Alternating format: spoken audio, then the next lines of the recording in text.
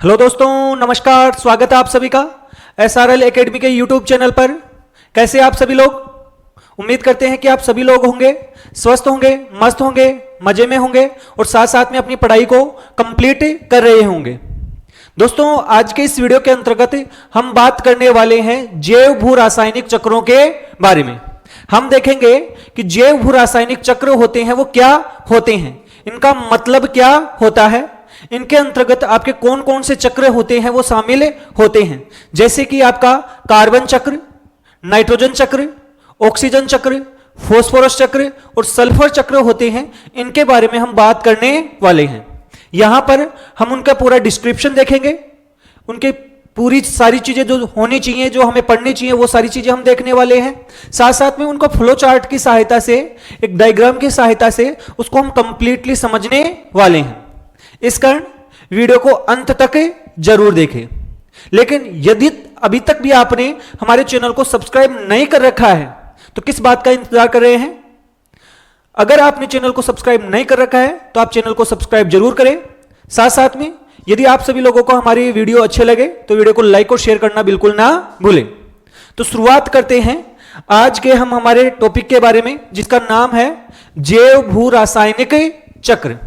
ये जैव भू रासायनिक चक्र क्या होते हैं, कितने प्रकार के होते हैं, ये सब कुछ हम बात करने वाले हैं। देखो, जैव भू रासायनिक चक्र कहने का मतलब यह है कि ऐसे हमारे प्रकृति में बहुत सारे पदार्थ ऐसे होते हैं जो चक्र के रूप में पुनर्चक्रित होते रहते हैं। कहने का मतलब ये वायुमंडल, फिर मृदा, जीवों के शरीर में और वापस अपने वायुमंडल में इन रूपों में के अंतर्गत बदलते रहते हैं। एक चक्र का क्या कर लेते हैं, निर्माण करे लेते हैं।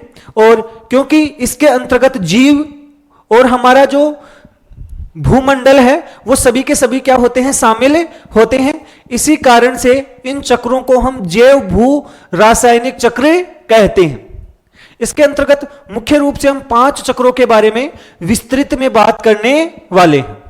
तो देखो, जैव भू रासायनिक चक्र का मतलब क्या होता है।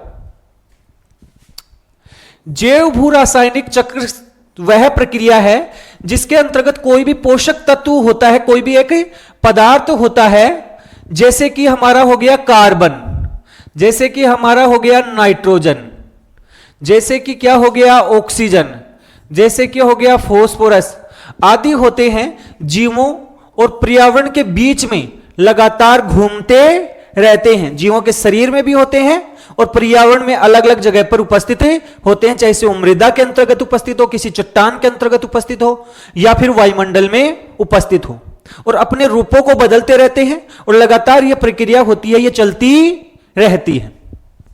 यदि हम एकदम सिंपल भाषा के अंतर्गत देखें तो प्रकृति में जो पदार्थ होते हैं ये नष्ट नहीं होते हैं। प्रकृति में पदार्थ है वो नष्ट नहीं होते, बल्कि एक रूप से दूसरे रूप में बदलते रहते हैं, बल्कि एक रूप से दूसरे रूप में बदलकर चक्र के रूप में घूमते रहते हैं। वो प्रक्रिया लगातार क्या होती है, चलती रहती है। और ये सब कुछ आपके समझ में आने वाला है क्योंकि हम अलग अलग चक्रों को विशेष तौर से देखने वाले हैं।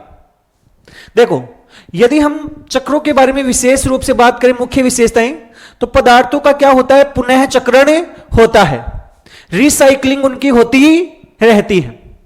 पदार्थ एक रूप से दूसरे रूप में बदलते रहते हैं और वापस पुनः अपने प्रारंभिक रूप में भी आते रहते हैं।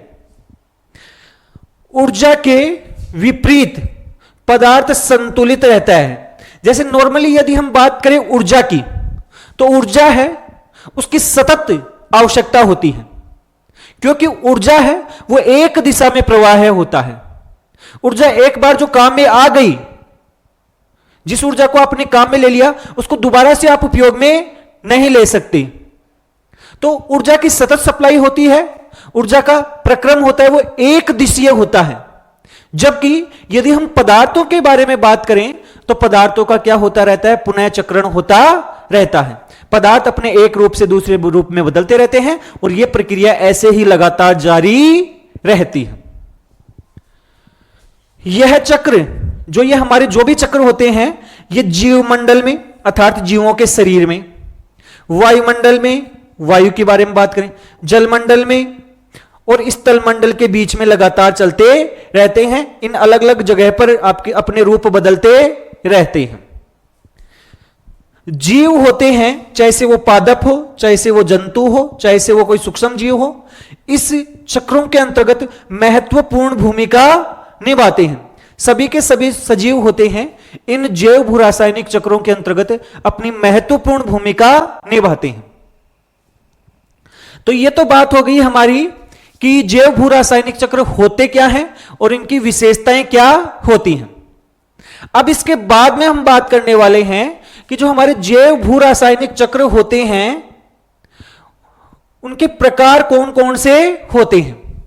देखो, जैव भू रासायनिक चक्रों के क्या होते हैं, प्रकार होते हैं। मुख्य रूप से हम जैव भू रासायनिक चक्रों को दो भागों में डिवाइड करते हैं।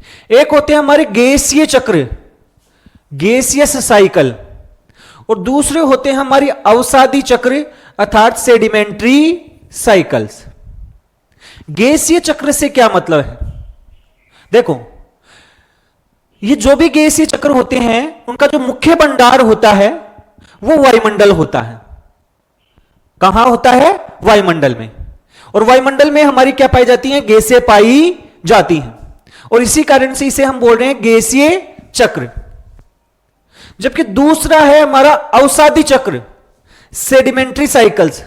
और अवसादी चक्र से क्या मतलब है कि इनका मुख्य भंडार होता है वो वायुमंडल में नहीं होता है, बल्कि कहां पर होता है, चट्टानों के अंतर्गत। अवसादी क्या होती है भाई, चट्टानें।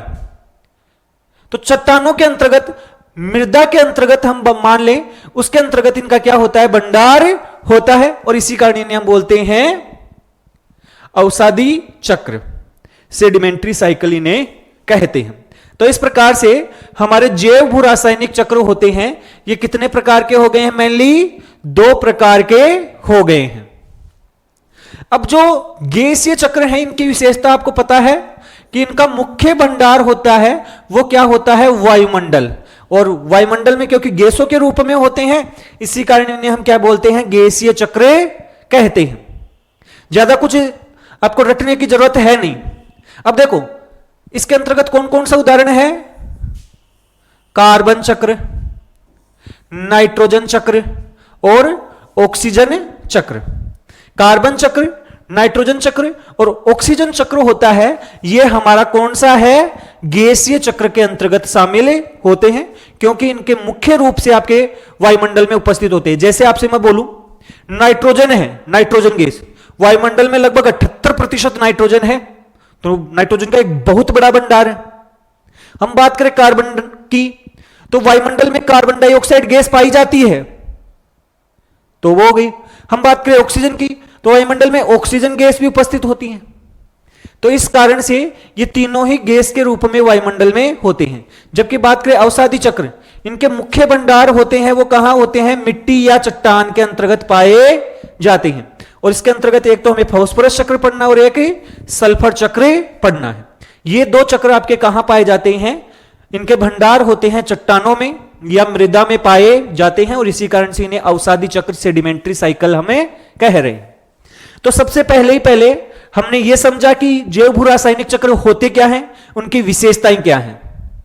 उसके बाद में हमने यह देखा कि जैव भू रासायनिक चक्र होते हैं, उनके प्रकार कौन कौन से होते हैं, कितने प्रकारों के अंतर्गत हमें विभाजित करना होता है। अब इसके बाद में प्रकृति में जो भी आपके जैव भू रासायनिक चक्र पाए जाते हैं, जिनमें पांचों के नाम यहां पर लिख रखे हैं, इनमें सबसे इंपॉर्टेंट तो ये तीन हैं। ये तीन आपके सबसे इंपॉर्टेंट चक्र हैं। बाकी अगर आपको सल्फर चक्र पढ़ना हो तो पढ़ सकते हो, बाकी फास्फोरस भी आपको थोड़ा पढ़ना पड़ता है। तो इस प्रकार से इन पांचों चक्रों के बारे में हम बात करने वाले हैं, और शुरुआत जो हम करेंगे वो करेंगे हम कार्बन चक्र के साथ। कार्बन साइकिल के साथ हम जैव भू रासायनिक चक्रों के बारे में बात करने वाले हैं। अब कार्बन चक्र से क्या मतलब है, देखो सीधा सीधा मतलब है कि कार्बन होता है, ये किस किस रूप में बदलता है और कैसे कैसे बदलने के बाद में वापस ये अपने वायुमंडल के अंतर्गत आता है। क्योंकि मुख्य भंडार वायुमंडल में है। तो ये अलग अलग रूपों में बदलते हुआ अल्टीमेटली वायुमंडल में वापस आ जाता है। और क्योंकि जहां से ये चला था वहां पर वापस आ जाता है, इस कारण इनकी पूर्ति लगातार होती रहती है और ये प्रक्रिया लगातार चलती रहती है। इसी कारण इसे हम बोल रहे हैं कार्बन चक्र। तो देखो भाई, कार्बन चक्र एक महत्वपूर्ण जैव भू रासायनिक चक्र है, जिसमें किसके बारे में बात करें हम? कार्बन तत्व के बारे में। कार्बन का प्रवाह होता है वायुमंडल में, जहां पर सबसे मुख्य रूप से इसके भंडार हैं। फिर जीवमंडल में, जीवों के शरीर के अंतर्गत भी होता है कार्बन। जलमंडल में, जल के अंतर्गत भी होता है। स्थलमंडल में, भूमि पर भी होता है। के बीच ये लगातार क्या होता रहता है? प्रवाह होता रहता है, रूप बदलते रहते हैं। और लगभग हर जगह पर आपको कार्बन होता है, ये देखने को मिल जाता है। यह वह प्रक्रिया है जिसके अंतर्गत कार्बन होता है अपने विभिन्न रूपों में, जैसे कार्बन डाइऑक्साइड गैस के रूप में, कार्बोहाइड्रेट के रूप में। कार्बोहाइड्रेट तो आप जानते होंगे हमारा खाद्य पदार्थ है, उस रूप में। जीवाश्म ईंधन के रूप में। जीवाश्म ईंधन आप सभी समझते होंगे, जिसका मतलब है हमारा पेट्रोल हो गया, डीजल हो गया, हमारी एलपीजी गैस होगी, सीएनजी गैस होगी, ये सारे के सारे, जैसे कोयला हो गया, इन सब के अंतर्गत आपका क्या पाया जाता है? कार्बन पाया जाता है। और कार्बन तो जो चीज जलती है उसमें कार्बन जरूर पाया जाता है। एकदम सरल भाषा के अंतर्गत बोले तो कार्बन होता है ये हवा से पौधों में, पौधों से फिर जीवों में, और जीवों से फिर वापस कहां पर? वातावरण में आ जाता है। और इस प्रकार यह प्रक्रिया लगातार चलती रहती है। अब जब यह प्रक्रिया चलती है तो इसमें कौन कौन से मुख्य मुख्य चरण होते हैं? उन चरणों के ऊपर हमें थोड़ी सी चर्चा करनी होती है कि ये जो कार्बन है अपने रूप किस किस रूप में बदलेगा। और लास्ट में जब हम उनके रूप बदलना सीख जाएंगे, इसके बाद में एक चक्र की सहायता से, एक डायग्राम की सहायता से या फ्लो चार्ट की सहायता से हम समझेंगे। और आपको मुख्य रूप से वो फ्लो चार्ट याद रखना है, लेकिन उन प्रक्रियाओं को समझने के लिए यहां पर वो थ्योरेटिकल रूप में भी लिखी हुई हैं। तो आपके कार्बन चक्र में मुख्य रूप से कौन कौन से चरण है? देखो, पहला रूप होता है जिसके कारण से आपका कार्बन बदलता है, वो होता है प्रकाश संश्लेषण। कौन सी प्रक्रिया होती है? प्रकाश संश्लेषण। और प्रकाश संश्लेषण के द्वारा कार्बन एक रूप से दूसरे रूप में बदलता है। कैसे भाई? हमें पता है कि प्रकाश संश्लेषण की जो प्रक्रिया होती है, हरे पादप करते हैं प्रकाश की उपस्थिति में, लेकिन उसके लिए CO2 गैस आवश्यक होती है। कौन सी गैस आवश्यक होती है? CO2। और उस CO2 गैस को तो ये पादप अपने अंदर ग्रहण करते हैं और उसको किस रूप में बदल देते हैं? ग्लूकोज के रूप में बदल देते हैं। ग्लूकोज अर्थात जो एक कार्बोहाइड्रेट है। तो कार्बन डाइऑक्साइड था जो उसका कार्बन था, वो आपका किसके अंतर्गत चला गया है? ग्लूकोज के अंतर्गत, कार्बोहाइड्रेट के अंतर्गत चला गया है। तो आपके गैस से, CO2 गैस से किस रूप में बदल गया है? कार्बोहाइड्रेट के रूप में बदल गया है। कौन सी प्रक्रिया के द्वारा? प्रकाश संश्लेषण। तो फोटोसिंथेसिस में देखो, पौधे होते हैं वायुमंडल से कौन सी गैस ग्रहण करते हैं? CO2। और सूर्य के प्रकाश की मदद से इसको किस रूप में बदल देते हैं? ग्लूकोज के रूप में बदल देते हैं, अर्थात C6H12O6। इसमें कार्बन आ गया। पहले ये कार्बन किस रूप में था? CO2 के रूप में। अब ये कार्बन किस रूप में आ गया है? ग्लूकोज के रूप में। और ये ग्लूकोज होता है, इसको पौधे अपने अंदर संचित रखते हैं। ग्लूकोज को संचित रखने के लिए ग्लूकोज को बदलकर एक नया रूप बना देते हैं, जिसे बोलते हैं हम स्टार्च। और स्टार्च भी वास्तव में क्या होता है? कि कार्बोहाइड्रेट ही होता है। जब बहुत सारे ग्लूकोज एक जगह जुड़ते हैं तो उसे बोल देते हैं स्टार्च। और यही कार्बन, कौन सा कार्बन है? जो इस ग्लूकोज के अंतर्गत है, यह जीवों में भोजन के रूप में काम में आता है। ग्लूकोज को ही हम भोजन के रूप में काम में लेते हैं, या कार्बोहाइड्रेट को हम भोजन के रूप में काम में लेते हैं। तो इस प्रकार से गैस से किस में आ गया है? आपके ग्लूकोज में। और ग्लूकोज से अल्टीमेटली ये जीवों के शरीर के अंतर्गत चला जाएगा। किसके शरीर में चला जाएगा भाई? जीवों के शरीर में। और जीवों के शरीर में फिर अलग अलग रूपों में बदलता रहता है। प्रोटीन में भी बदलता है, इसके अलावा आपके वसा के अंतर्गत भी बदलता है। और ये वसा के अंतर्गत, प्रोटीन के अंतर्गत आपके पादप भी बदलते हैं। तो अल्टीमेटली आप यह समझ लो कि कार्बन डाइऑक्साइड गैस होती है, उससे वो भोज्य पदार्थ के रूप में बदल गया, कार्बनिक पदार्थ के रूप में बदल गया। अब वो आ गया जीवों के शरीर में। तो देखो उपभोग,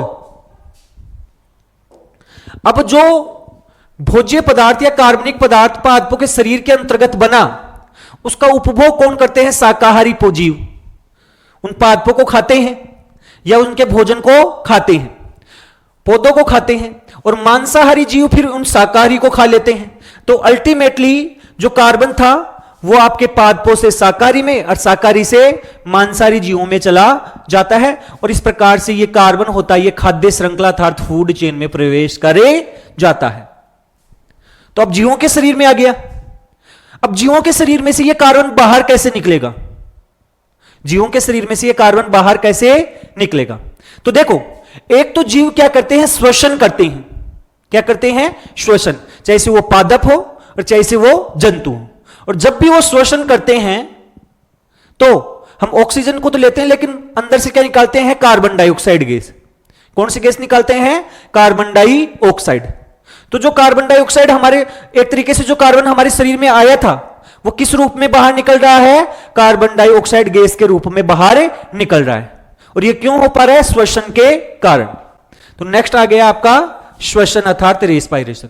सभी जीव श्वसन करते हैं और इससे ग्लूकोज टूटकर CO2 के रूप में वापस वातावरण में चला जाता है। समझ गए कि नहीं समझ गए?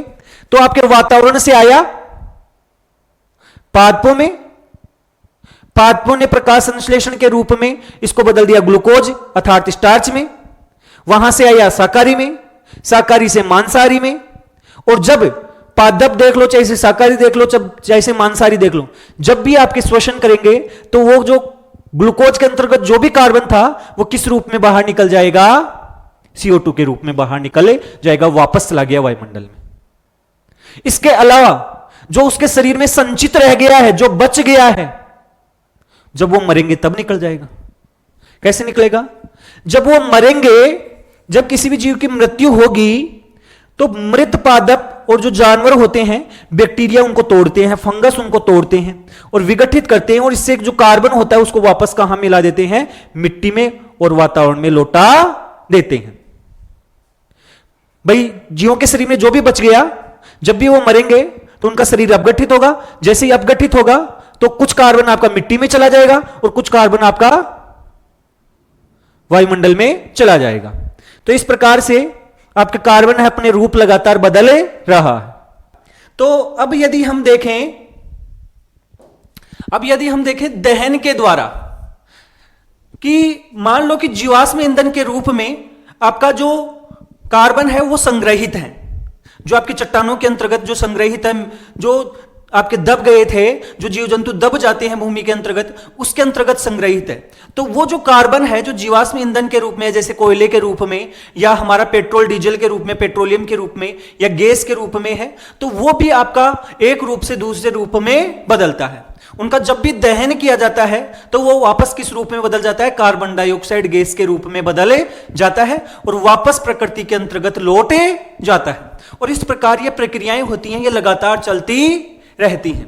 तो दहन के द्वारा क्या होता है कि जो भी हमारा जीवाश्म ईंधन है, जैसे कोयला, पेट्रोल, डीजल जैसे जीवाश्म ईंधन होते हैं, जिन्हें फॉसिल फ्यूल्स कहते हैं, ये जलाने पर बड़ी मात्रा में क्या उत्पन्न कर रहे हैं? CO2 उत्पन्न कर रहे हैं और इस प्रकार से वायुमंडल में वापस लौटे जाता है। तो इस प्रकार से ये कार्बन चक्र है, जो कार्बन है एक रूप से दूसरे रूप में बदलता रहता है। और अल्टीमेटली कुछ कार्बन होता है ये महासागरों में भी अवशोषित होता रहता है। समुद्र होते हैं CO2 को अवशोषित करते हैं और कुछ कार्बन होते हैं समुद्री जीवों के खोल में जमा हो जाते हैं। तो समुद्र भी एक प्रकार का कार्बन सिंक का कार्य करता है। याद रखना है कि वायुमंडल में जो CO2 गैस बढ़ रही है तो उसमें से बहुत सारा कार्बन होता है, वो महासागरों में, सागरों के अंतर्गत आपका जमा होता रहता है और ये कार्बन सिंक की तरह कार्य करते हैं। तो इस प्रकार से हमारा ये कार्बन चक्र होता है, ये चलता रहता है लगातार। कार्बन आपके अलग अलग रूपों में बदलता रहता है और वापस वायुमंडल के अंतर्गत जाता रहता है और ये पूरी प्रक्रिया होती है, ये चलती ही रहती है। तो ये सब कुछ हम बात कर रहे थे कार्बन चक्र के बारे में। इसका हम फ्लो चार्ट भी देखने वाले हैं, लेकिन उससे पहले कार्बन चक्र का यदि हम महत्व देखें, कार्बन चक्र। तो सबसे पहली बात, कार्बन चक्र एक ऐसा चक्र है, गैसीय चक्र है। क्यों? क्योंकि इसका जो भंडार है, कार्बन का जो भंडार है वो वायुमंडल के अंतर्गत CO2 गैस के रूप में पाया जाता है। तो सबसे पहले हो गया गैसीय चक्र। ऊर्जा प्रवाह का आधार है। ऊर्जा का प्रवाह होता है एक जीव से दूसरे जीवों के अंतर्गत। तो हम वही बात कर रहे थे कि कार्बन जैसे जैसे बदलता है, जैसे आपके CO2 था, पेड़ पौधों के अंतर्गत गया, प्रकाश संश्लेषण की क्रिया के द्वारा ग्लूकोज में बदला, फिर वहां से वो उपभोक्ता के अंतर्गत गया, प्राथमिक उपभोक्ता, द्वितीयक उपभोक्ता, तृतीयक उपभोक्ता। तो इस रूप में बदलता रहता है और इसी प्रकार से ऊर्जा का भी प्रवाह होता है। जलवायु नियंत्रण में भी काम में आता है, क्योंकि ये CO2 गैस वगैरह जो छोड़ी जाती है, इससे तापमान में वृद्धि होती है और इसके कारण से ध्यान से रखना, जलवायु के अंतर्गत बहुत सारे प्रभाव पड़ते हैं। तो जलवायु नियंत्रण में भी एक महत्वपूर्ण कारक होता है कौन? कार्बन। इसके अलावा जीवों के शरीर के अंतर्गत, जीवों में जो कार्बोहाइड्रेट होता है, प्रोटीन होता है, वसा के रूप में, इन रूपों में पाया जाता है और इसी से जीवों का शरीर होता है वो बना होता है। तो जीवों के लिए अत्यंत ही महत्वपूर्ण होता है कौन? कार्बन। लास्ट, ग्लोबल वार्मिंग से संबंधित सीधा संबंध होता है, क्योंकि जैसे जैसे CO2 गैस बढ़ती है वैसे वैसे जो हमारा वायुमंडल है या जो जैव मंडल जिसे हम बोल सकते हैं या भूमंडल बोल सकते हैं, उसमें तापमान में क्या होती है? वृद्धि होती है, और जिसके कारण से वैश्विक तापमान बढ़ रहा है और इसी को हम क्या कहते हैं? ग्लोबल वार्मिंग कहते हैं। तो ये आपकी पूरी प्रक्रिया है, जो कार्बन चक्र है वो आपका चलता रहता है, एक रूप से दूसरे रूप में बदलता रहता है। यहां पर अभी तक जो जितनी प्रक्रियाएं हमने पढ़ी हैं, उन्हीं सभी प्रक्रियाओं को एक चार्ट की सहायता से समझा रखा है। यहां पर एक चार्ट दे रखा है कि कैसे कैसे ये अलग अलग रूपों में बदलता है, बाकी वैसे बता दिया है हमने। देखो, सबसे पहली बात, इसका जो भंडार होता है वो वायुमंडल में पाया जाता है, कौन सी गैस के रूप में? CO2 गैस के रूप में। अब इस CO2 गैस को ग्रहण कौन करता है? देखो, सबसे पहले ये ग्रहण करते हैं कौन? पेड़ पौधे। कौन सी प्रक्रिया में? प्रकाश संश्लेषण की प्रक्रिया में। और प्रकाश संश्लेषण की प्रक्रिया में इसको ग्रहण करते हैं और किस में बदल देते हैं? ग्लूकोज में बदल देते हैं। इस ग्लूकोज को जानवर खाते हैं, तो जानवरों के शरीर के अंतर्गत चला गया। अब जानवर, अब देखो, पेड़ पौधे भी श्वसन करते हैं और जानवर भी श्वसन करते हैं। जैसे ये श्वसन करेंगे तो यहां से कुछ कार्बन होगा, वो वायुमंडल में वापस CO2 के रूप में बदले जाएगा। तो एक तो ये चल रही है प्रक्रिया। दूसरी प्रक्रिया क्या चल रही है? ध्यान से देखने की बात यह है कि श्वसन के द्वारा चला गया। अब जब इन पौधों की, इन जानवरों की मृत्यु होगी तो अपघटक इनको क्या करेंगे? तोड़ेंगे। मृत जीव होते हैं, कार्बनिक पदार्थ होते हैं, उनको तोड़ते हैं और तोड़ने के बाद में इनमें से आपके कुछ जो कार्बनिक पदार्थ होते हैं, अपघटक उनको तोड़कर सीधा कहां पर मुक्त कर देते हैं? वायुमंडल के अंतर्गत मुक्त करे देते हैं। तो इस प्रकार से वायुमंडल में वापस चले जाते हैं।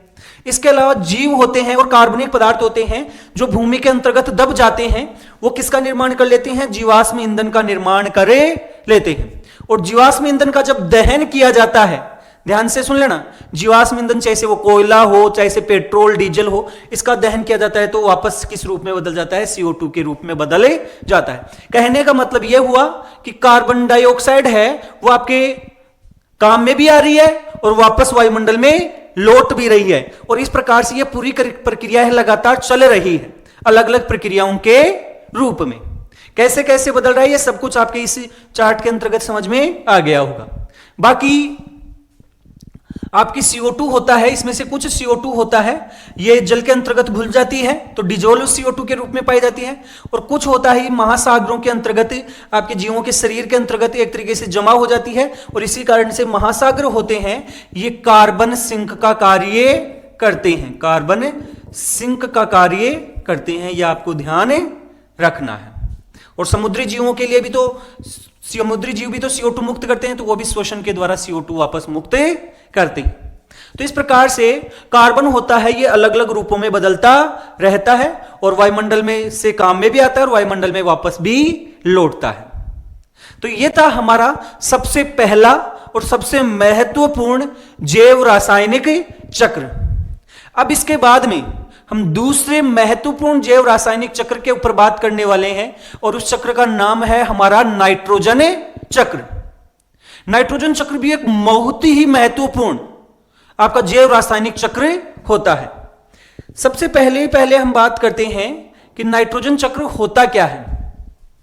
देखो, नाइट्रोजन चक्र एक महत्वपूर्ण जैव भू रासायनिक चक्र है। सबसे पहली बात, इसके अंतर्गत नाइट्रोजन तत्व का प्रवाह होता है वो वायुमंडल से मिट्टी में, मिट्टी से जीवों के शरीर में, मतलब वायुमंडल में, मिट्टी में, आपके जीवों के शरीर के इस रूप में आपके नाइट्रोजन बदलते रहते हैं। नाइट्रोजन अलग अलग रूपों में बदलता रहता है। ध्यान से सुनने की यह बात है कि इसका भी सबसे बड़ा भंडार है वो आपका कहां पर है? वायुमंडल में। नाइट्रोजन का सबसे बड़ा भंडार वायुमंडल में है और लगभग 78% नाइट्रोजन है ये वायुमंडल में पाई जाती है। सबसे पहली बात, कई बार ये प्रश्न पूछा हुआ है कि वायुमंडल में 78% नाइट्रोजन है, फिर भी चाहे से वो पेड़ पौधे हो, चाहे से वो जंतु हो, इस नाइट्रोजन का उपयोग सीधा नहीं कर सकते, बल्कि ये अन्य रूपों में करते हैं। ऐसा क्यों? क्योंकि चाहे से वो पादप हो, चाहे से अन्य कोई जंतु हो, वो नाइट्रोजन गैस को ग्रहण नहीं करते, क्योंकि वायुमंडल में वो गैसीय रूप में है। जीव उसको कहां से ग्रहण करते हैं? मृदा से ग्रहण करते हैं और मृदा के अंतर्गत इस नाइट्रोजन गैस को अलग अलग रूपों में बदल दिया जाता है। जैसे कि इसको सबसे पहले बदला जाता है अमोनिया के रूप में, फिर नाइट्राइट के रूप में, फिर नाइट्रेट के रूप में। तो इन रूपों में ये बदलना पड़ता है और इस प्रक्रिया को हम नाइट्रोजन स्त्रीकरण कहते हैं, नाइट्रोजन फिक्सेशन कहते हैं। और यह नाइट्रोजन होता है पेड़ पौधों के लिए सबसे महत्वपूर्ण पदार्थ होता है। जो फसलों के अंतर्गत आप यूरिया डालते हो वो सबसे मुख्य रूप से नाइट्रोजन के लिए डाला जाता है, क्योंकि यूरिया का सूत्र होता है NH2CO NH2, उसके अंतर्गत नाइट्रोजन सबसे ज्यादा मात्रा में है और नाइट्रोजन होता है पादपों की वृद्धि के लिए बहुत ही महत्वपूर्ण होता है। यह ऐसे मान के चल लो कि पादपों के लिए प्राथमिक पोषक तत्व होता है NPK, नाइट्रोजन, फास्फोरस और पोटेशियम। तो ध्यान रखने की बात यह है कि वायुमंडल में लगभग 78% नाइट्रोजन होता है, लेकिन अधिकांश जीव इससे सीधा उपयोग नहीं कर सकते हैं क्योंकि यह गैसीय रूप में पाया जाता है। सरल भाषा में कहें तो हवा की जो नाइट्रोजन होती है वो पौधों को काम के बनाने और फिर वापस हवा में भेजने की प्रक्रिया ही क्या है? नाइट्रोजन चक्र है। जो नाइट्रोजन वायुमंडल में है उसको पहले किस रूप में बदला जाता है? आपके अलग अलग रूपों में बदला जाता है और फिर वापस वो यहां पर लौट जाती है, वायुमंडल में लौट जाती है। अब ये पूरी प्रक्रिया कैसे चलेगी? इसके अंतर्गत बहुत सारे क्या होंगे? चरण होंगे। नाइट्रोजन अलग अलग रूपों में जब बदलेगा तो इसके लिए बहुत सारे क्या होंगे? चरण होंगे। देखो, सबसे पहली बात, नाइट्रोजन चक्र के चरण। पहला चरण होता है जिसे हम बोलते हैं नाइट्रोजन स्त्रीकरण या नाइट्रोजन फिक्सेशन। अभी आपको बताया कि नाइट्रोजन गैस को जब अमोनिया के रूप में बदल दिया जाता है, अमोनिया का मतलब हो गया है NH3, अमोनिया का मतलब हो गया है NH3। तो जैसे ही नाइट्रोजन को अमोनिया के रूप में बदला जाता है, इस प्रक्रिया को कहा जाता है नाइट्रोजन स्त्रीकरण। और यह कार्य कुछ सूक्ष्म जीव भी करते हैं, कुछ वायुमंडलीय घटनाओं के द्वारा भी किया जाता है। तो देखो, वायुमंडल में जो नाइट्रोजन है, नाइट्रोजन गैस के रूप में उसको अमोनिया के रूप में बदलना अर्थात NH3 में बदलता है और यह काम करता है बैक्टीरिया करता है, जैसे राइजोबियम। इसके अलावा बिजली कौन सी? जो चमकती है ना वायुमंडल के अंतर्गत, बिजली चमकने वाली, लाइटनिंग, वो। इसके अलावा औद्योगिक प्रक्रियाएं होती हैं, ये क्या करते हैं? आपके नाइट्रोजन गैस को अमोनिया के रूप में बदलते हैं और नाइट्रोजन स्त्रीकरण का कार्य करते हैं। और यही नाइट्रोजन स्त्रीकरण में या नाइट्रोजन चक्र में सबसे महत्वपूर्ण चरण होता है। तो सबसे पहले हमने बात कर ली है कि नाइट्रोजन होगा वो आपके अमोनिया के रूप में कैसे बदलेगा और उस प्रक्रिया को हम क्या कहते हैं? उसे कहते हैं हम नाइट्रोजन स्त्रीकरण, नाइट्रोजन फिक्सेशन। इसके बाद में अब अमोनिया बन गया। अमोनिया को भी पादप होते हैं, वो इतना सीधा ग्रहण नहीं करते हैं, तो इसको अलग अलग रूपों में बदला जाता है। जैसे सबसे पहले हम बात करें नाइट्रिफिकेशन, किसकी बात करें? नाइट्रिफिकेशन। इसके अंतर्गत क्या होता है? अमोनिया को जो NH3 था उसको पहले बदला जाता है NO2 में अर्थात नाइट्राइट में। किस में बदला जाता है? NH3 को बदला जाता है नाइट्राइट में, और नाइट्राइट को बदला जाता है नाइट्रेट में। देखो इनका NH3 को बदला किसमें? NO2 माइनस में, फिर इसको बदल दिया जाता है NO3 माइनस में। तो इस प्रक्रिया को हम बोलते हैं नाइट्रीफिकेशन। इस प्रक्रिया को हम क्या बोलते हैं? नाइट्रीफिकेशन कहते हैं। तो पहला चरण हो गया नाइट्रोजन स्थिरीकरण, दूसरा हो गया नाइट्रीफिकेशन। अब इसके बाद में होगा अवशोषण। अब पेड़ पौधे हैं वो इसको भी अवशोषित कर सकते हैं, इसको भी कर सकते हैं और इसको भी कर सकते हैं। तो पौधे होते हैं मिट्टी से सबसे ज्यादा तो करते हैं नाइट्रेट को, नाइट्रेट लेते हैं और इससे वो क्या बनाते हैं? प्रोटीन बनाते हैं। क्योंकि प्रोटीन होता है उसके अंतर्गत पाए जाते हैं हमारे एमिनो अम्ल, और एमिनो अम्ल में नाइट्रोजन होता है सबसे महत्वपूर्ण कारक होता है। एमिनो अम्ल में जो एमीन समूह है, NH2 समूह है, उसके अंतर्गत नाइट्रोजन होता है। डीएनए में हमारे नाइट्रोजनी क्षार होते हैं। डीएनए में क्या होते हैं? नाइट्रोजनी क्षार। प्रोटीन के अंतर्गत क्या होते हैं हमारे? एमिनो अम्ल। तो एमिनो अम्ल में नाइट्रोजन है, नाइट्रोजनी क्षार में नाइट्रोजन है, आरएनए में भी नाइट्रोजनी क्षार है, उसके अंतर्गत आपका क्या है? नाइट्रोजन है।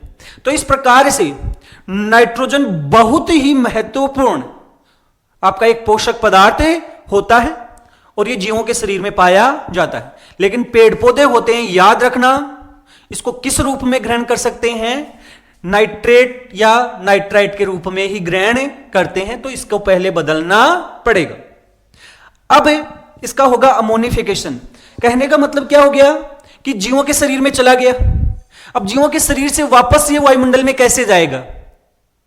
तो जब भी पेड़ पौधों की या जानवरों की मृत्यु होती है, भाई कभी ना कभी तो उनकी मृत्यु होगी, और जब भी मृत्यु होती है तो जो अपघटक होते हैं, जो भी अपघटक होते हैं, जो हमें पता है कि जैसे बैक्टीरिया हो गया, जैसे कि कवक हो गया, जैसे कि केंचुआ हो गया, ये अपघटक होते हैं, ये उन जीवों के शरीर को तोड़ते हैं।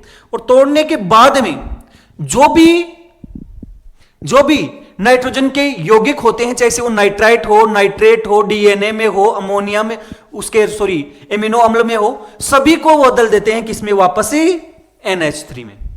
किसमें बदल देते हैं? NH3 में बदल देते हैं। तो इस प्रक्रिया को बोलते हैं अमोनिफिकेशन। तो ये नाइट्रोजन है अलग अलग रूपों में बदल रहा है। लास्ट में आ गया डीनाइट्रिफिकेशन। डीनाइट्रिफिकेशन ये चरण भी चलता है नाइट्रोजन चक्र में। डीनाइट्रिफिकेशन का मतलब क्या हो गया? नाइट्रेट का वापस किस में बदलना? नाइट्रोजन गैस में बदलना। सॉरी, यहां पर अमोनिया आना चाहिए वैसे तो। अमोनिया का वापस किस में बदलना? नाइट्रोजन गैस में बदलना। यह कार्य बैक्टीरिया करता है, जैसे स्यूडोमोनास यह प्रक्रिया करते हैं, और नाइट्रोजन वापस कहां पर लौट जाती है? वातावरण में लौट जाती है। तो इस प्रकार से नाइट्रोजन होता है, यह अलग अलग रूपों में बदलता है, जीवों के शरीर में प्रवेश करता है और वापस वायुमंडल में लौट जाता है। और इसी कारण से इस पूरी प्रक्रिया को हम बोल रहे हैं नाइट्रोजन चक्र। नाइट्रोजन चक्र का महत्व देखो। नाइट्रोजन चक्र भी कैसा चक्र है? गैसीय चक्र, क्योंकि वायुमंडल में इसका भंडार है। प्रोटीन में, डीएनए में, आरएनए में आपका नाइट्रोजन सबसे महत्वपूर्ण कारक होता है। पौधों की वृद्धि के लिए नाइट्रोजन सबसे ज्यादा आवश्यक होता है, और इसी कारण से पादपों को क्या दिया जाता है? यूरिया दिया जाता है। यूरिया में मुख्य रूप से आपका क्या होता है? नाइट्रोजन ही होता है।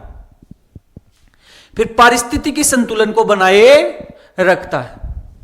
तो यह बात होगी हमारी नाइट्रोजन चक्र की, कि नाइट्रोजन होता है वो अलग अलग रूपों में कैसे बदलता है और किस प्रकार से यह पूरी प्रक्रिया होती है, यह चलती रहती है। देखो, इसी को यदि हम चार्ट के रूप में देखें तो जो भी चरण हमने पढ़े हैं उनको हम चार्ट के रूप में देख लेते हैं। यह भी देखो गैसीय चक्र है, इस कारण इसका भंडार कहां पर है? वायुमंडल में। लेकिन वायुमंडल के में नाइट्रोजन को तो सीधा उपयोग ले नहीं सकते, तो पहले इसको कहां बदला जाएगा? अमोनिया में। किस में बदला जाएगा? अमोनिया। अब अमोनिया में कैसे बदलेंगे? इस चरण को हम कहते हैं, अमोनिया में बदलने की प्रक्रिया को हम कहते हैं नाइट्रोजन स्थिरीकरण। क्या कहते हैं भाई? नाइट्रोजन स्थिरीकरण। और यह कार्य करता है, कुछ बैक्टीरिया करते हैं, जैसे राइजोबियम में बैक्टीरिया।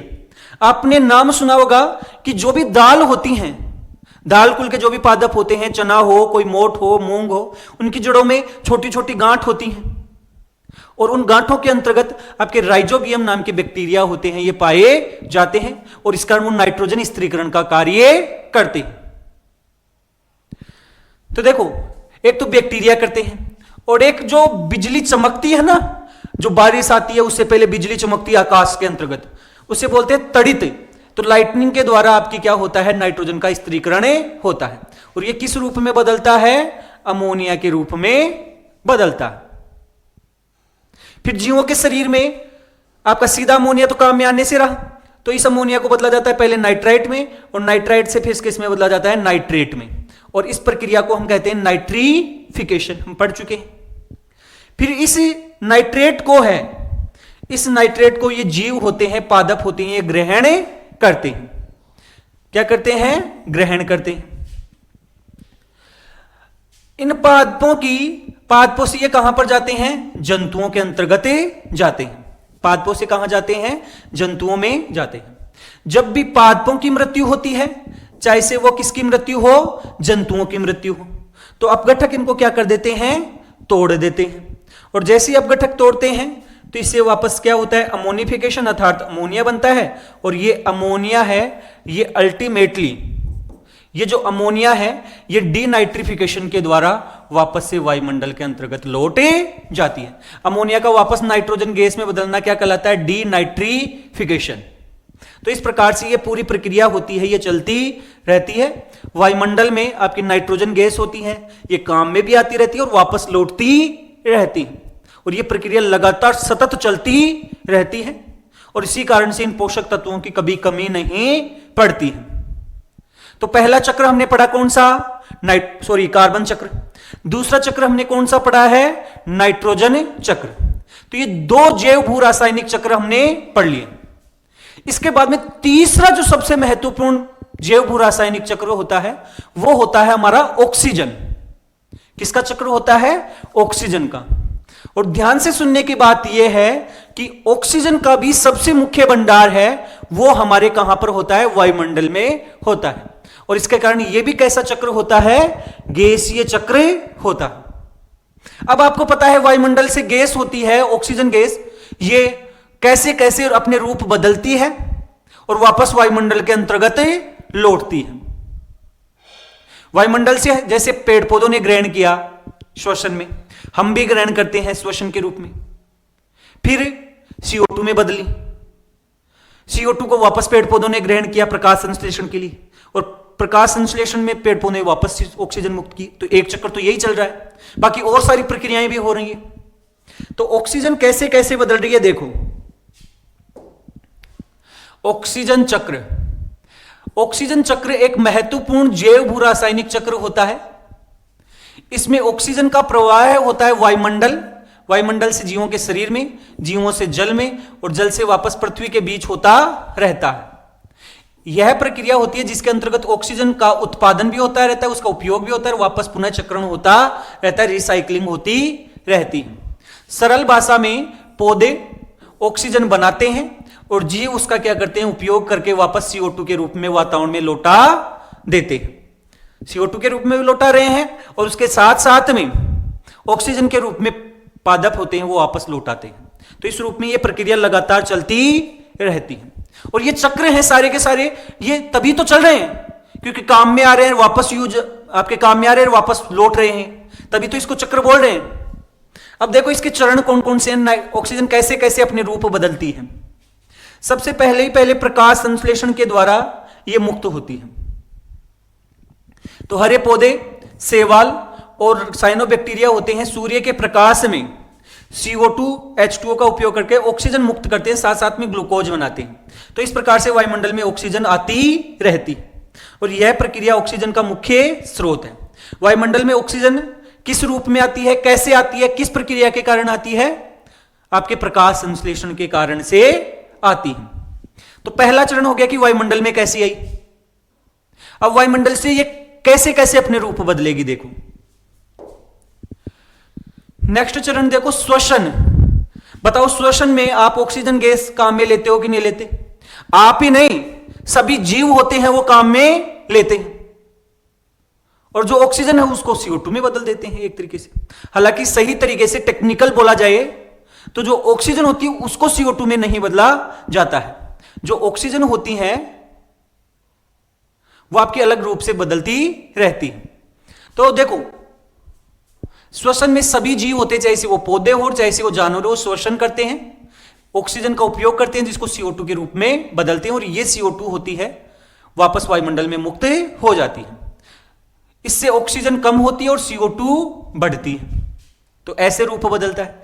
इसके अलावा अपघटन, जब भी मृत जीव होते हैं, चाहे से वो पादप हो चाहे से वो कोई जंतु हो, उनको बैक्टीरिया और फंगस तोड़ते हैं तो इस प्रक्रिया में भी ऑक्सीजन का उपयोग होता है।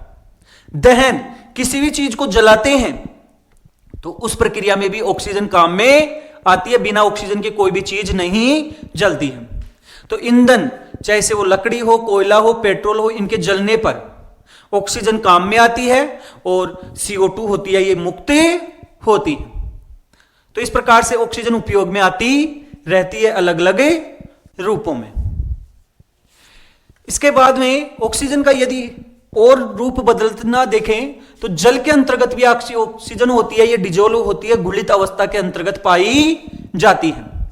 तो देखो कुछ ऑक्सीजन होती है पानी में घुली रहती है, और इस घुली हुई ऑक्सीजन का उपयोग ही जलीय जीव जैसे मछलियां वगैरह होती हैं ये अपने लिए करती हैं, और वो भी श्वसन के द्वारा CO2 मुक्त करती हैं जलीय जीव। तो इस प्रकार से ऑक्सीजन चक्र का महत्व देखें तो ऑक्सीजन चक्र भी कैसा चक्र है? गैसीय चक्र।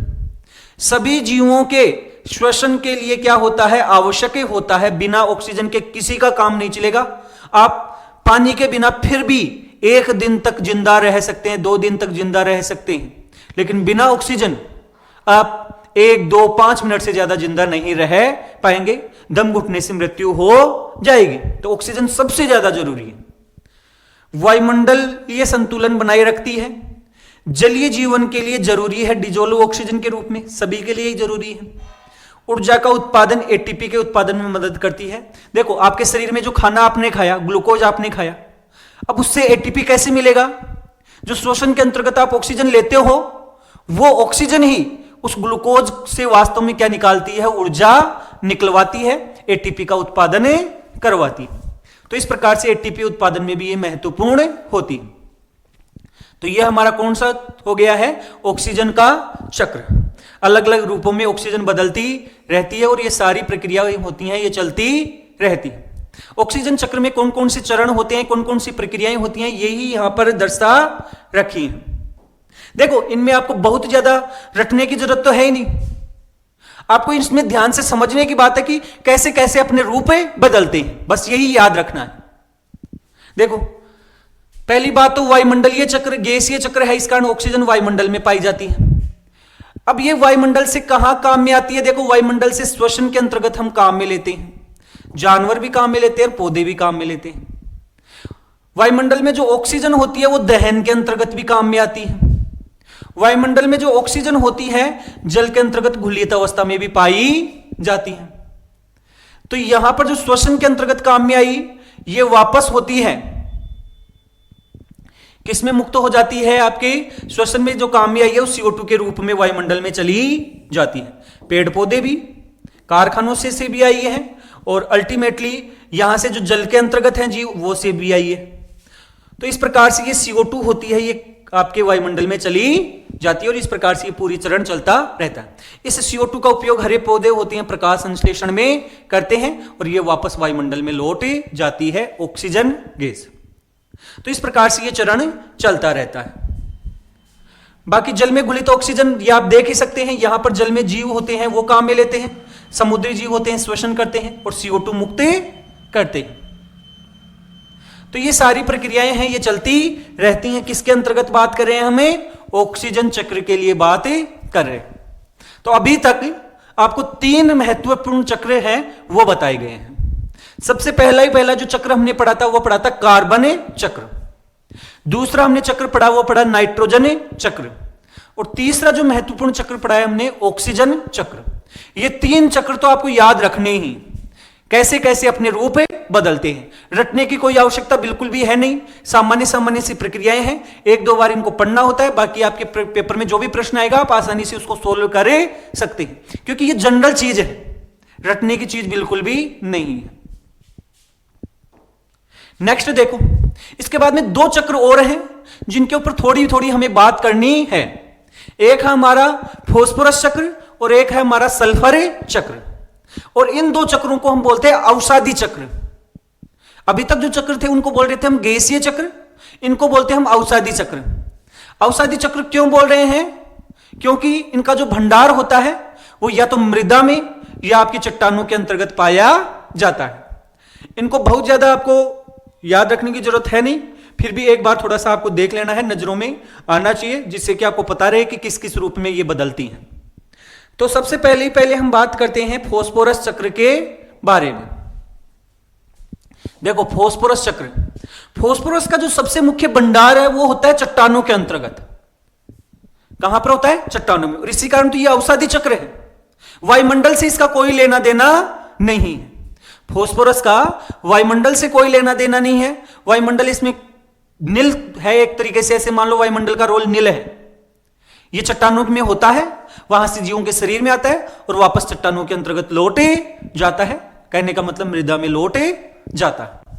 देखो फास्फोरस चक्र एक महत्वपूर्ण जैव रासायनिक चक्र है जिसके अंतर्गत फास्फोरस का प्रवाह है। ध्यान से सुनना, मिट्टी, यहां वायु की बात नहीं हो रही है, मिट्टी चट्टानों में, जल में और जीवों के बीच होता है, वायुमंडल नहीं है। यह वह प्रक्रिया है जिसमें फास्फोरस होता है तत्व मुख्य रूप से फॉस्फेट के रूप में प्रकृति में चक्रित होता रहता है। सरल भाषा में चट्टानों से निकला फास्फोरस पौधों में जाता है, पौधों से ये जीवों के शरीर में जाता है और वापस फिर मिट्टी में लौटे आता है। वायुमंडल का कोई रोल नहीं है, याद रखना है। किसके लिए? फास्फोरस के लिए। अभी तक तीनों चक्र पड़े थे वो गैसीय चक्र थे, वायुमंडल में जा ही रहे थे गैस के रूप में, लेकिन ये वायुमंडल में नहीं लौटता है। याद रखना ये अवसादी चक्र है। यहीं से आपके प्रश्न बन सकते हैं कि निम्न में से कौन सा अवसादी चक्र है, कौन सा गैसीय चक्र है, तो ये सीधे सीधे प्रश्न बनते हैं। तो देखो फास्फोरस चक्र के रूप में कौन कौन से चरण है। सबसे पहले अपक्षय, चट्टानों से कैसे ये आपके मृदा के अंतर्गत आता है। अब चट्टानें होती हैं वो भारी भारी होती हैं, अब पहले जैसे ही चट्टानें टूटती हैं उस प्रक्रिया को हम बोलते हैं अपक्षय, और जब चट्टानें टूटती हैं तो इसके कारण से फास्फोरस होता है मृदा के अंतर्गत आ जाता है। तो पहला चरण, चट्टानों में फास्फोरस होता है वो फॉस्फेट के रूप में पाए जाते हैं, PO4-3, और बारिश के द्वारा, हवा के द्वारा आदि से ये चट्टानें जब टूटती हैं तो फॉस्फेट होता है कहां आ जाता है? मिट्टी में, और मिट्टी के साथ साथ पानी के अंतर्गत भी मिले जाता है। तो इस प्रकार से मिट्टी में आता है, पानी में मिल जाता है। तो चट्टानों से कहां आ गया? मिट्टी में। इसके बाद में क्या होगा? मिट्टी में जो फास्फोरस आया है, पानी में जो फास्फोरस आया है, अब वो कैसे जीवों के शरीर के अंतर्गत पहुंचेगा? तो देखो फिर इसका होगा अवशोषण। पौधे होते हैं मिट्टी से फॉस्फेट को आयन के रूप में PO4-3 को अवशोषित करे लेते हैं, और यह उनके विकास के लिए और ऊर्जा के लिए क्या होता है? जरूरी होता है। देखो ऊर्जा में तो फॉस्फेट चाहिए ही चाहिए, ATP का जो अणु है इसके लिए तो फॉस्फेट बहुत जरूरी है। तो जीवों के विकास के लिए और ATP उत्पादन के लिए हमें क्या चाहिए? फॉस्फेट चाहिए। आपको याद रखना है DNA में, RNA में, इनमें भी आपका फॉस्फेट समूह है पाया जाता है। क्या पाया जाता है? फॉस्फेट समूह है। आपको पता ही होगा कि DNA RNA के अंतर्गत आपकी नाइट्रोजनी क्षारक होते हैं, पेंटोज शर्करा होती है, फॉस्फेट समूह होता है, ये तीन ही तो मेन चीज होती हैं। तो जीवों के शरीर के लिए फॉस्फेट बहुत ही महत्वपूर्ण पदार्थ होता है। इसी कारण बोला जाता है NPK, नाइट्रोजन, फॉस्फोरस, पोटेशियम, ये तीन प्राथमिक पोषक तत्व होते हैं। तो पेड़ पौधों ने इसको ग्रहण कर लिया। फिर इसका उपभोग, पेड़ पौधों से ये कहा जाता है, जानवर होते हैं पौधों को खाकर फॉस्फेट प्राप्त करते हैं, और ये वापस कहां पर आ जाता है, खाद्य श्रृंखला के अंतर्गत आता है और जीवों के शरीर में अलग अलग रूपों में ये बदलता रहता है। बहुत सारे अलग अलग पदार्थ होते हैं जीवों के शरीर के अंतर्गत बनते हैं। अब ये वापस मृदा में कैसे आएगा, जब भी इन पादपों की, जब भी इन जंतुओं की मृत्यु होगी तो अपघटक क्या करेंगे, इनको तोड़ेंगे, और जैसे ही अपघटक इनको तोड़ेंगे तो जो फॉस्फोरस होगा, जो फॉस्फेट होगा, वो वापस मृदा के अंतर्गत मिले जाएगा। तो फिर होगा अपघटन। मृत पौधे होंगे, जो जानवर होंगे, बैक्टीरिया और फंगस इसको विघटित करते हैं और फॉस्फोरस फिर से कहां आ जाता है, मिट्टी के अंतर्गत आ जाता है। और यह चरण चलता रहता है मिट्टी से वापस जीवों के शरीर में, वापस मिट्टी में। और कई बार क्या होती है कि लगातार अवसादीकरण के कारण से चट्टानें भी बनती रहती हैं, तो अवसादन भी होता रहता है। भाई मृदा के अंतर्गत सीधा काम में भी आ रहा है, और मृदा से चट्टानों में कैसे जाता है, कुछ फॉस्फेट होता है जल के द्वारा आपके समुद्र में जमा हो जाता है, और लंबे समय में नई चट्टानें भी बनती रहती हैं, जिन्हें हम अवसादी चट्टानें, सेडिमेंट्री रॉक्स कहते हैं। और बाकी मृदा से सीधा भी काम में आता रहता है। तो इसके भंडार हैं, फॉस्फोरस के भंडार आपके चट्टानों में भी है और इसके भंडार हैं मृदा के अंतर्गत भी। इसी कारण इसे अवसादी चक्र भी हमें कहते हैं, सेडिमेंट्री साइकिल भी इसे कहा जाता है। फॉस्फोरस चक्र का महत्व देखो, यह एक अवसादी चक्र है, सबसे महत्वपूर्ण और इंपॉर्टेंट बात। यहां से प्रश्न बन सकता है आपका, इसमें वायुमंडल का कोई महत्वपूर्ण भूमिका नहीं है, यह भी इंपॉर्टेंट बात, वायुमंडल से कोई चीज इसका रिलेट नहीं। डीएनए और आरएनए का निर्माण करता है, अभी आपको बताया फॉस्फेट समूह पाया जाता है। एटीपी ऊर्जा अणु का प्रमुख घटक है। एटीपी की फुल फॉर्म ये होती है एडिनोसिन ट्राईफॉस्फेट, 3 फॉस्फेट समूह पाए जाते हैं, तो इसका भी मुख्य घटक है। हड्डियों में और दांतों के लिए भी आवश्यक होता है। आपकी हड्डियों में बोला जाता है कि कैल्शियम और फॉस्फोरस, कैल्शियम और फॉस्फोरस बहुत ज्यादा जरूरी होता है, और पौधों की वृद्धि के लिए भी ये क्या होता है, जरूरी होता है। तो इस प्रकार से फॉस्फोरस होता है, यह भी एक महत्वपूर्ण जैव रासायनिक चक्र के रूप में आपके काम में आता है, इसको याद रखना है। बाकी ये कैसे कैसे बदलता है, एकदम सिंपल सा है, ये तो ज्यादा कुछ याद रखने की जरूरत ही नहीं है। देखो चट्टानों के रूप में आपका फॉस्फोरस है, जब चट्टानों का अपक्षय होता है तो मृदा में आ जाता है। मृदा से इसको कौन ग्रहण कर लेते हैं, पादप ग्रहण कर लेते हैं। पादपों से ये जीवों के शरीर में चला जाता है। जब इन पादपों की मृत्यु होती है, जंतुओं की मृत्यु होती है, तो अपघटक इसको तोड़कर वापस मृदा के अंतर्गत लौटा देते हैं। तो इस प्रकार से ये पूरी प्रक्रिया वापस घूमती रहती है, मृदा से आया और मृदा में लौट गया, मृदा से आया मृदा में लौट गया। कुछ चट्टानें आपकी बनती भी रहती हैं, टूट रही हैं, वैसे बन भी तो रही हैं कि यहां से ये फॉस्फोरस तो जल में चला गया, और जल में इसका क्या हो गया, अवशोधन, एक तरीके से जम गया, धीरे धीरे नीचे जम जाता है और चट्टानें बन जाती हैं, और ये चट्टानें वापस बन गई। और ये पूरी प्रक्रिया है, ये लगातार चलती रहती है। तो ये था हमारा फॉस्फोरस चक्र। तो 4 चक्र हो गए। तो एक छोटा सा चक्र और बच रहा है, सल्फर चक्र, उसको भी पढ़ लेते हैं भाई, उसको ही क्यों छोड़े। तो अब हमारा बच गया है सल्फर चक्र। ये कोई बहुत ज्यादा इंपॉर्टेंट तो नहीं है, फिर भी एक बार आप देख सकते। देखो सल्फर चक्र एक महत्वपूर्ण जैव भू रासायनिक चक्र है, जिसमें सल्फर का प्रवाह है वायुमंडल में। ध्यान से सुनना, इस चक्र की एक विशेषता सबसे इंपॉर्टेंट है, फॉस्फोरस का वायुमंडल से कोई लेना देना नहीं था, किसी भी रूप में वो फॉस्फोरस होता है वायुमंडल में नहीं जाता है। लेकिन जो सल्फर होता है, ये आपका अवसादी चक्र भी है, यह आपका गैसीय चक्र भी है, कहने का मतलब मिश्रित चक्र के अंतर्गत यह शामिल होता है। इस कारण ये थोड़ा सा एक चीज याद रख लेना। तो वायुमंडल में जाता है, मिट्टी में जाता है, जल में, जीवों के बीच में होता रहता है। यह वह प्रक्रिया है जिसमें सल्फर होता है विभिन्न रूपों के अंतर्गत, जैसे SO2, SO4-2, H2S के रूप में बदलता है और प्रकृति में चक्रित होता रहता है। सरल भाषा में सल्फर होता है चट्टानों में, हवा में भी, पानी में भी, और जीवों के बीच क्या होता है, घूमता रहता है अलग अलग रूपों में। सल्फर चक्र में देखो चट्टानों में है, तो चट्टानों के अंतर्गत टूटकर निकलेगा। चट्टानों से सल्फर होता है, निकलकर किस रूप में निकलेगा, सल्फेट के रूप में कहां पर आ जाता है, मृदा के अंतर्गत आ जाता है। तो पहला तो यह हो गया, मिट्टी में आ गया। मिट्टी से पादप इसको ग्रहण करेंगे, इसके अलावा ज्वालामुखी क्रिया होती है, ज्वालामुखी से SO2 गैस होती है, सल्फर डाइऑक्साइड गैस वायुमंडल में मुक्त हो जाती है। भूमि में से जब ज्वालामुखी निकलता है तो उस कारण उसमें से SO2 गैस भी निकलती है, सल्फर भी निकलता है। जो चट्टानों में जो सल्फर था वो SO2 गैस के रूप में वायुमंडल में चला जाता है। वायुमंडल में ये अलग अलग रूपों में बदलता रहता है।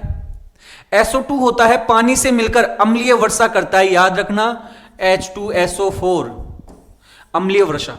अम्लीय वर्षा में क्या होती है कि जो आपकी SO2 होती है, SO2 SO3 ये आपके जल के साथ क्रिया करते हैं और ये आपके H2SO4 H2SO3 इन रूपों के अंतर्गत अम्लीय रूप में वापस आपकी मृदा के अंतर्गत आते हैं।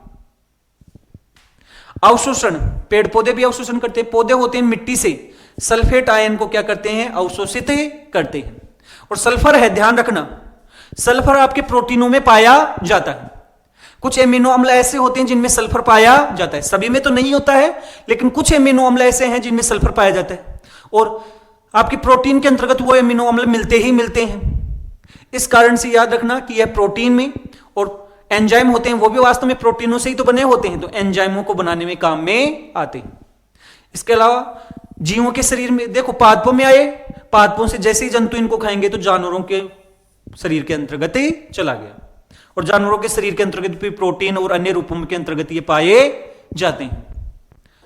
वापस मिट्टी में कैसे आएंगे भाई,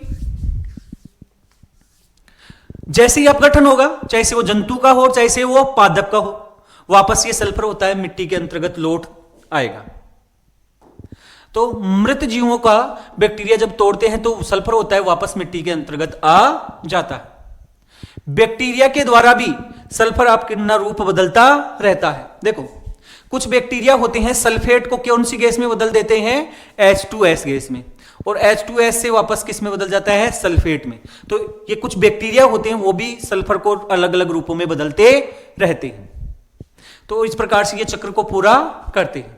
तो सल्फर चक्र का महत्व देखो, याद रखना, ये गैसीय और अवसादी दोनों प्रकार का चक्र है, गैसीय और अवसादी। वायुमंडल में भी होता है और चट्टानों में, दोनों में इसका भंडार पाया जाता है। प्रोटीन में एमिनो अम्लों के अंतर्गत ये पाए जाते हैं, जैसे कौन सी प्रोटीन, सिस्टीन। याद रखना, एमिनो अम्ल 20 टाइप के हैं, 20 एमिनो अम्ल हैं जो आपके प्रोटीनों के अंतर्गत पाए जाते हैं। जीवों के अंतर्गत जो प्रोटीन पाई जाती है उनमें 20 एमिनो अम्ल होते हैं। इसमें से एक एमिनो अम्ल नाम होता है जिसका नाम होता है सिस्टीन। कौन सा एमिनो अम्ल होता है, सिस्टीन। और सिस्टीन नाम की जो एमिनो अम्ल होता है इसके अंतर्गत क्या पाया जाता है, सल्फर पाया जाता है, याद रखना है। तो कुछ एमिनो अम्ल में भी सल्फर पाया जाता है। पौधों की वृद्धि के लिए भी ये आवश्यक होता है, पारिस्थितिकी संतुलन बनाए रखने के लिए भी ये सल्फर आवश्यक होता है। तो इस प्रकार से सल्फर होता है, ये भी अलग अलग रूपों के अंतर्गत बदलता रहता है। सल्फर का भी चक्र देख लेते हैं कि ये कैसे कैसे आपके पाया जाता है। तो वायुमंडल में तो ये SO2 के रूप में होता है। वायुमंडल में कहां होता है, SO2 के रूप में, सल्फर डाइऑक्साइड गैस के रूप में। और चट्टानों के अंतर्गत आपके ये सल्फेट के रूप में होता है। चट्टानों से ये वायुमंडल में कैसे जाता है, एक तो ज्वालामुखी के द्वारा SO2 में बदल गया, और इसके अलावा चट्टानों का जब भी अपक्षय होगा, चट्टानों का क्या होगा, अपक्षय, तो अपक्षय होने से ये मिट्टी में चला जाएगा, मिट्टी से ये पादप ग्रहण कर लेंगे, पादपों से ये जानवरों के शरीर में चला गया। जब भी इनकी मृत्यु होगी तो अपघटक तोड़कर वापस कहां मिला देंगे, मिट्टी के अंतर्गत मिला देंगे। यहां से ये जल स्रोतों के अंतर्गत भी जाता है और H2S गैस SO2 फिर वापस ये कहां, वायुमंडल में चला जाता है। वायुमंडल से ये मिट्टी में कैसे आता है, अम्लीय वर्षा के द्वारा ये मिट्टी के अंतर्गत लौट आता है। तो ये अलग अलग रूपों के अंतर्गत आपका बदलता रहता है। तो इस प्रकार से हमने 5 महत्वपूर्ण जैव भू रासायनिक चक्र थे, इनके बारे में पढ़ा है। और ये जैव भू रासायनिक चक्र हैं, आपके सिलेबस में महत्वपूर्ण रूप से दे रखे हैं। इनको आपको देखना है, 1-2 बार पढ़ने की जरूरत है बिल्कुल। इसके बाद में रटने की बिल्कुल भी जरूरत नहीं है। इसके ऊपर आधारित आप जैसे ही प्रश्न कुछ 5-7 सोल्व करेंगे तो आपको पता चल जाएगा इनमें से कैसे कैसे प्रश्न आने वाले हैं। तो कुछ प्रश्न आप सोल्व कीजिए, और बाकी जब भी हम MCQ प्रश्न लेकर आएंगे इस टॉपिक से संबंधित, तो उस समय भी आपको इन चक्रों से संबंधित कुछ प्रश्न आपको देखने को जरूर मिलने वाले हैं। बाकी हमने पूरी कोशिश की है कि ये चक्र हैं ये आपके बिल्कुल सही तरीके से समझ में आए, बिल्कुल आसान भाषा के अंतर्गत आपको पूरी चीजें समझ में आई भी होंगी, ऐसी हम उम्मीद कर रहे हैं। यदि कोई चीज समझ में नहीं आई है तो आप कमेंट जरूर कर सकते हैं। आप सभी लोगों को हमारा ये वीडियो है ये कैसा लगा है, अगर अच्छा लगा है तो वीडियो को लाइक और शेयर जरूर करना। बाकी यदि आपने यहां तक इस वीडियो को देखा है और अभी तक भी आपने हमारे चैनल को सब्सक्राइब नहीं कर रखा है तो चैनल को सब्सक्राइब जरूर करें। धन्यवाद।